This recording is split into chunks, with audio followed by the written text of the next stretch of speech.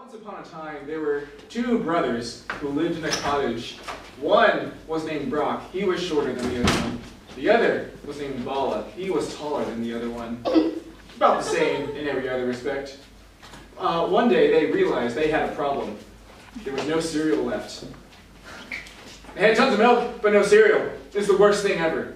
So, of course, they walked out the door and down to the supermarket.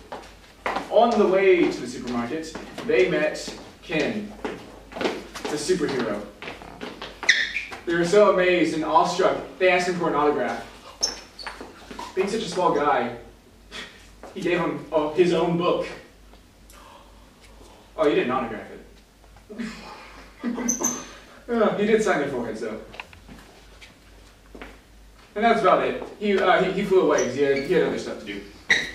So they continue on to the supermarket, where they find cereal, but it was the nasty kind. It's got strawberries and stuff, and it was gross. So then they ran around screaming for help. Eventually, they came across Sean. He was perplexed, to say the least, and asked them, "What are you doing here? This is a daycare." The brothers, forced into indentured servitude, had no choice but to care for the babies. And suddenly, swarms of babies attacked!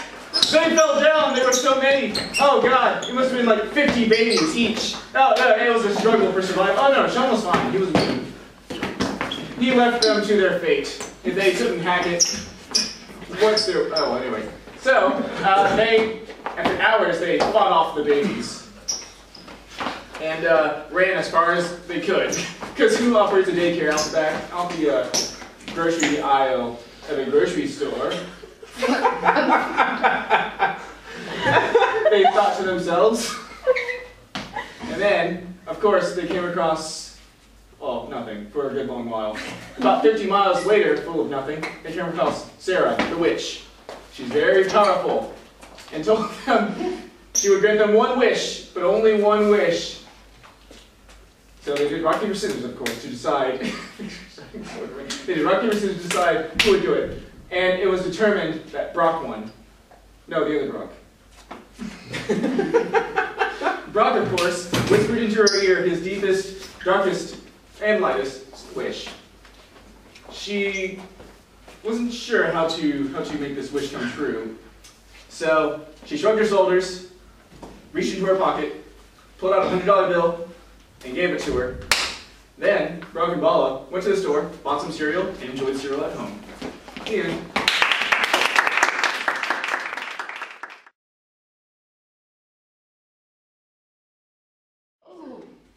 We have here a boy and his mother.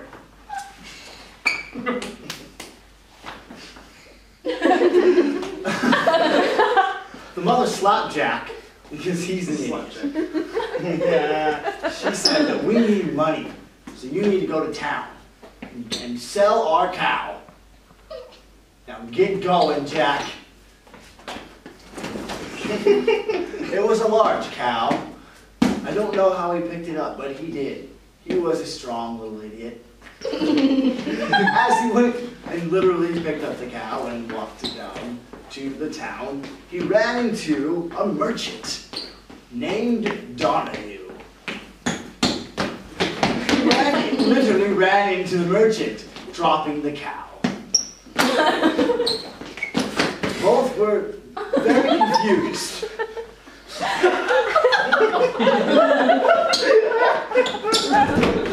And then Jack fell onto a tree. The merchant tried to steal the cow, but Jack quickly kissed the cow and then punched the merchant in the face.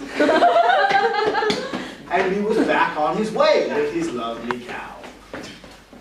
Shortly after, he tripped again.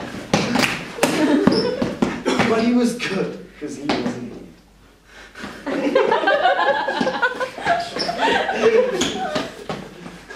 So he came looking dumb. After a long hour, Jack ran into his mother again. The mother was The mother was very confused because she never left the house. Jack had ran into a circle. And he just showed his mom how he ran in a circle.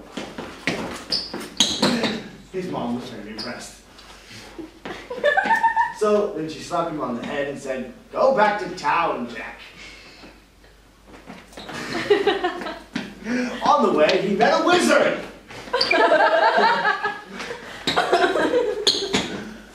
The wizard said, "I am all powerful, bow down to me."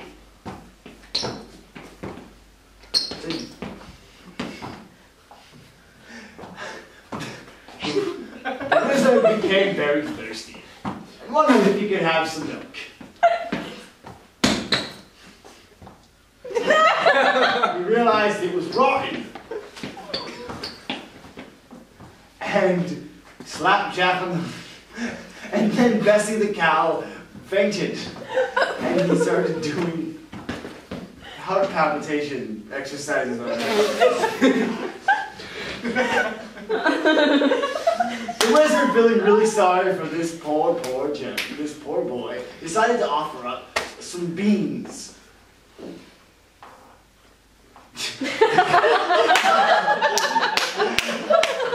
All of a sudden, Jack turned into a giant beanstalk. Then down from its giant house came a giant named Brown. Climbing into this down thing, he discovered a whole nother world. Seeing the wizard, he's like, "What's?" He was very confused in what was going on. What was going on? The wizard explained.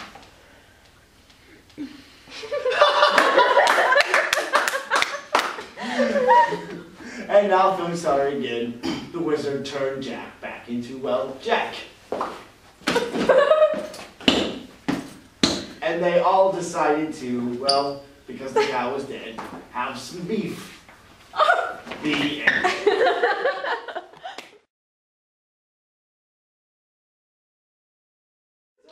Once upon a time, there were two shoemakers named Josh and Sarah. Josh loved his sister, the shoemaker, very much. Sarah hated Josh. No, stop! Sorry. And one day, Josh was struck with a terrible illness, which killed him in a second. Sarah felt terrible all of a sudden. She realized that the one brother that she had died, and she regretted hating him so much that she wished that she could take it back. Then, Josh's spirit, in the form of Brock, appeared out of Josh's body. Sarah was terrified by the ghost, but recognized Josh's spirit, even though it was in the form of Brock.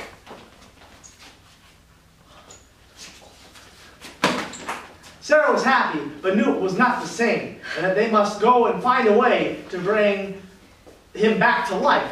And so, with the help of Josh's spirit, the ghost picked up Josh's body as if it was still animated and controlled him throughout the rest of the story. Sarah and Josh went everywhere that they could to go find the answer to bringing him back to life. They went to the church and prayed a lot. They went to the supermarket to see if there was some whole grains or fruits that could help out with this weird situation. They even went to the bar to, well, drink a lot. But when all seemed lost, they went to the one person that they could rely on the most. The town witch doctor. He was very old, had a very big beard, and sneezed a lot. The witch doctor had seen this kind of problem before, but had only one guess on how to fix it. The one thing that could only make Josh come back to life was if Sarah did a crazy, funky, weird dance that nobody had ever done before. And so Sarah pondered and used the creativity that was in every inch of her bones to do the craziest dance that nobody else had ever seen before.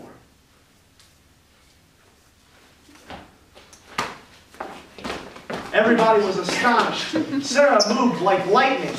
She was like a tornado. She then turned into a fire, it seemed, in front of their eyes.